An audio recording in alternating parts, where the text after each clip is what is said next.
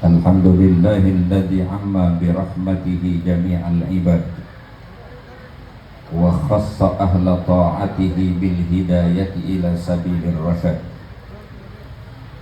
Ashhadu an la ilaha illallah wahdahu la syarika lah syahadatan addakhruha liyaumil ma'ad. Wa ashhadu anna sayyidana wa nabiyyana Muhammadan abduhu wa rasuluh muwaddihi tariqil huda wassidad. Allahumma salli wa sallim wa barik ala sayyidina Muhammad wa ala alihi wa ashabihi min yaumina hadha ila yaumil mi'ad. Hadratil mukarramin wal muhtaramin, para alim ulama, para zu'ama, bil khusus sahibul bait, sahibul majlis, Bapak Wali Kota Kota Tangerang dan seluruh aparatur pemerintahan di Kota Tangerang, ada Pak Wakil termasuk Bapak DPRD dan seluruh pejabat yang hadir, para ulama, para kiai, para asatidz, para tokoh masyarakat dan tokoh-tokoh ormas yang hadir di tengah-tengah kita, seluruh jamaah hadirin dan hadirat yang mudah-mudahan kita semua senantiasa dirahmati dan diberkahi Allah Subhanahu wa taala.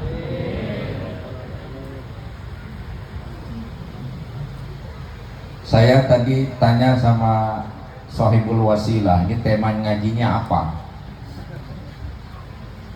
Kata dia bebas. Kalau bebas bingung saya. Tapi kemudian dia susul juga bebas, tapi di belakang ada tulisannya tuh, konsep akhlakul karimah dan aplikasinya dalam kehidupan. Ini kalau ngomongin akhlakul karimah kayaknya Tangerang belum berubah nih Pak. Ini zaman Pak Wahidin itu. Iya, tapi memang akhlakul karimah, iya, poin penting dari makna ibadah, karena inti iman dan Islam itu adanya di akhlak. Maka kemudian seolah menyimpulkan, Rasulullah katakan innama bu'ithu liutammima makarimal akhlak. Dan kalau ngomongin akhlak, kan saya mah disuruh ngomongnya konsep akhlak ini. Nanti nerapin mah balik masing-masing aja. Dan rapatnya kembali pada diri kita masing-masing. Kalau ngajar ya konsep. Makanya Anda yang ngajar, ada yang belajar, ada yang ngajarin, maksudnya nunjukin. Orang nunjukin kan belum tentu udah pergi duluan Pak. Beda dengan mursyid. Kalau mursyid itu bimbing, dia mau udah nyampe, jadi orang dibimbing sama. Kalau sekelas mubalik mah penceramah, nunjukin. Tapi mudah-mudahan ini menjadi tanggung jawab ketika saya bicara begini, itu artinya saya secara tidak langsung saya harus menasihati diri saya. Pengibaratannya saya melemparkan bola ke tembok, semakin kencang lemparnya akan semakin kencang juga pantulan ke diri saya. Karena yang paling ngeri ini dari akhlak mubalik itu pelanggaran serius dari Allah sampai mendapatkan ancaman lima taquluna ma la taf'alun. Itu persoalan. Maka Allah ancamkan kabura maqtan indallahi an taqulu ma la taf'alun. Saya kembali kepada poin intinya supaya jangan terlalu lama. Jadi dalam kutipan beberapa kitab-kitab yang ada disebutkan di antara a'lal maqamat wa arfa'ud darajat fil akhlak itu ada 3. Jadi ngomongin akhlak itu luas sekali. Ketika Nabi katakan innama bu'ithu liutammima makarimal akhlak, itu luas sekali cakupannya. Tapi ada 3 poin inti akhlak utama yang seseorang bisa kemudian diangkat oleh Allah pada derajat yang tinggi. Siapapun yang punya ini, Bahkan al-budala, kalau orang-orang ahlu sunnah aswaja paham betul yang namanya yang sebut dengan wali-wali abdal. Dikatakan mereka itu mendapatkan posisi sebagai wali-wali abdal itu la bikathrati siyamihim wa qiyamihim, bukan karena sebab banyaknya sholatnya, bukan karena banyak puasanya, bukan. Mereka itu diangkat oleh Allah, diposisikan sebagai kekasihnya Allah, menjadi wali-wali abdal itu karena 3 faktor ini. 3 saja, gak usah banyak-banyak Pak. Memang 3 sebutannya, bukan saya singkat, bukan. Memang 3 poin ini yang mengantarkan orang sampai kepada posisi sebagai kekasihnya Allah. Semua kita punya kesempatan yang sama untuk menjadi wali-walinya Allah. Ya kalau wali murid udah duluan tuh, wali nikah juga udah ngalamin, saya juga udah ngalamin. Jika jadi wali Allah ini jadi masalahnya.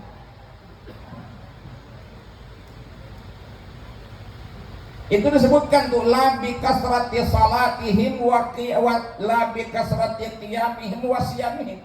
Bukan karena banyak bangun malamnya, bukan karena banyak puasanya. Ini juga kabar gembira, tapi bukan, jangan salah paham. Nanti yang nggak rajin sholat malam, nggak rajin puasa bilang, wah ini gue seneng nih, jadi wali tanpa puasa tanpa sholatnya asik ini.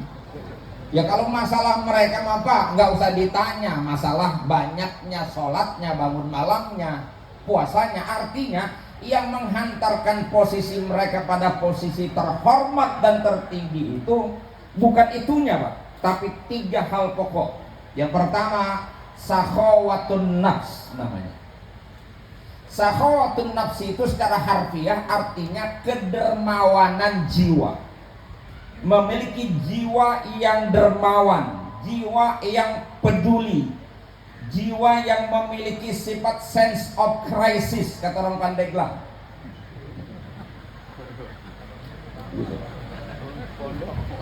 Jadi agak tanggap dengan situasi gitu, nggak bebel. Jadi memiliki respons yang baik terhadap situasi di mana dia harus berbuat baik. Jadi memiliki sakhawah namanya. Sakhawatun nafsi itu memang harus menjadi ciri setiap muslim sebenarnya. Ini berdasarkan sabda Nabi, la yajtami'ul iman wal bukhlu fi qalbi mu'minin. Tidak akan berkumpul yang namanya iman dan bakhil di dalam hati seorang yang mengaku dirinya beriman. Jadi secara sederhana dikatakan, ketika seseorang benar-benar beriman pasti tidak bakhil. Atau kita balik, ketika seseorang itu bakhil berarti tidak beriman. Karena Nabi bilang tidak akan kumpul itu, nggak akan nyatu dalam hati seorang mukmin sifat imannya dengan bakhil, nggak bakal bersatu. Jadi kalau orang udah benar-benar beriman pasti kagak bakhil. Cuman masalahnya dalam hidup seharian ini aplikasinya kita tes. Ada nggak orang beriman pelit? Banyak jawabnya. Jadi kalau Nabi bilang tidak akan berkumpul iman dan bakhil, ketika kita melihat kenyataannya ada orang yang mengaku beriman, bahkan udah bolak-balik Mekah, tapi hidupnya masih pelit, medit, kikir, koret, kita tidak katakan dia tidak beriman. Yang pasti imannya bermasalah. Begitu, kalau kita begitu ya kita yang kena. Siapa aja ini termasuknya ngomong. Dan jangan dibilang orang sikapnya syahih, bakhil itu sekedar sederhana persoalan. Enggak, itu berat, itu dalam Islam itu pelanggaran serius itu. Jangan menganggap bahwa yang namanya maksiat itu hanya judi. Jangan menganggap maksiat itu hanya mabok. Jangan menganggap maksiat itu hanya zina. Enggak, pelit itu maksiat.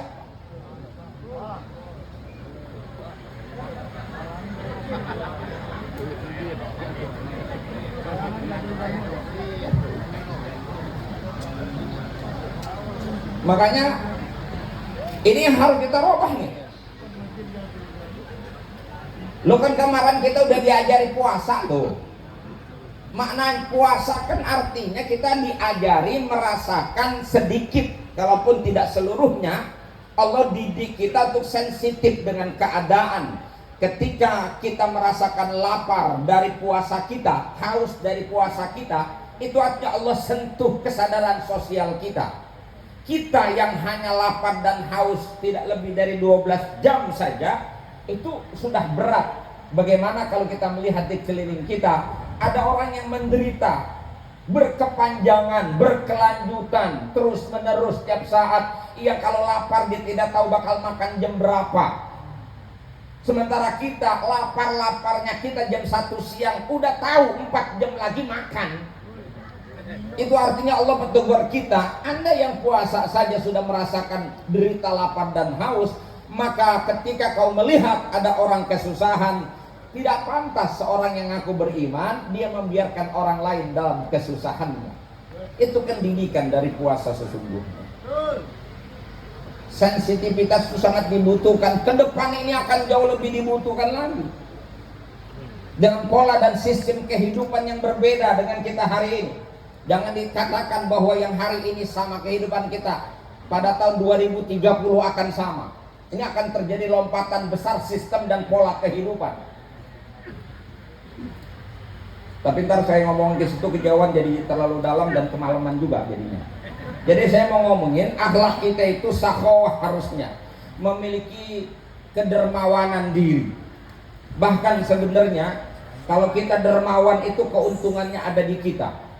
Ada banyak keuntungan. Kata Nabi apa? Nabi itu pernah bilang, hasinu amwalakum bizzakah wadawu mardakum bis sadaqah. Bentengi hartamu dengan zakat dan obati orang-orang sakit kamu dengan banyak bersedekah.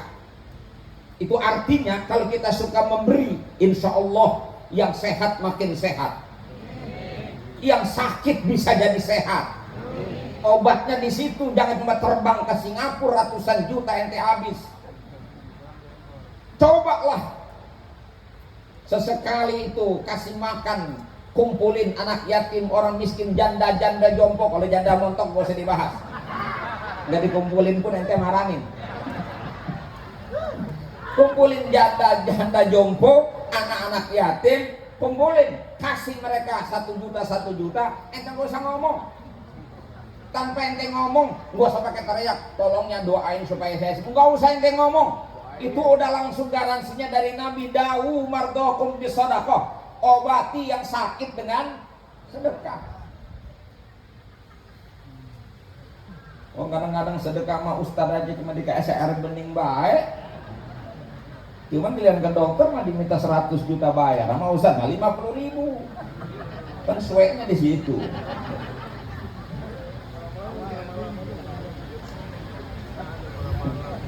Jadi tibang air doang sih. Ente ngelihatnya airnya hari itu, tapi itu air disembur sama kiai. Ya tapi cuma nyembur doang masa pakai jutaan. Belajarnya lama. Riadohnya capek kiai. Besok mau balik lagi nggak baik, pelit.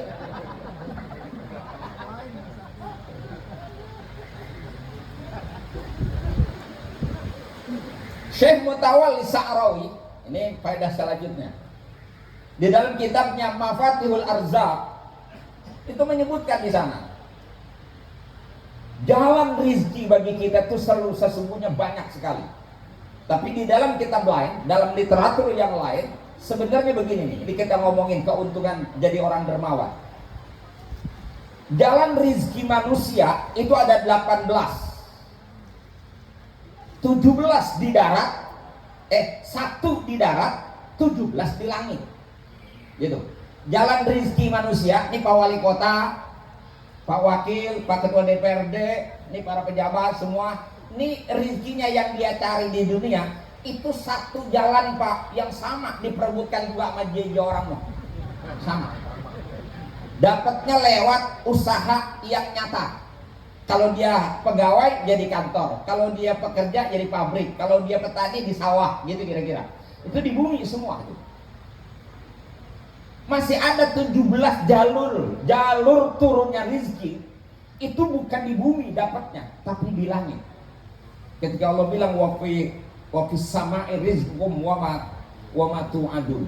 Itu nanti dalam tafsir jelaskan itu. Jadi begini, ada 17 di antara 17 nih. Kalau saya mau sebutin 17 kan bilangan rakaat sholat. Kalau saya sebutin semua 17 ya ntar kebongkar semua ilmunya ya. Nanti datang dong ke rumah gitu. Makanya lihat kiai hidupnya santai-santai bener. Dia udah banyak jalur Pak. Pak Wali jalurnya satu gitu. Nah kalau lewat kasab satu, Pak Camat satu, kalau lewat kasab. Tapi Bapak nggak tahu ada jalan lain Pak. Sebenarnya bukan cuma di bumi dia nyarinya, lewat jalur langit. Salah satu dari 17 jalur langit itu apa? Sedekah. Saya mau ngomong itu doang, nggak banyak. Sedekah. Makanya orang kalau hidupnya pengen diberikan banyak kemudahan, ketika dapat kesulitan diberikan kemudahan, pokoknya hidup dalam suasana menyenangkan. Itu bahasa Quran adalah